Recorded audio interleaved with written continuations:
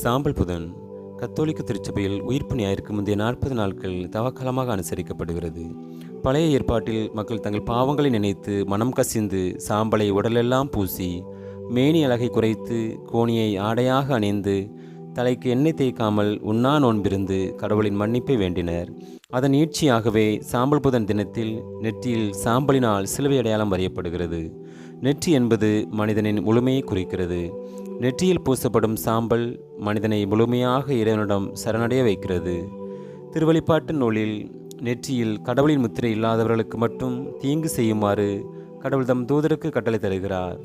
இயேசு 40 நாட்கள் உண்ணா நோன்பிருந்த நிகழ்வை நினைவு கூர்ந்து கிறிஸ்தவர்கள் தங்களை அந்த அனுபவத்தில் இணைக்கிற நாட்களாகும்.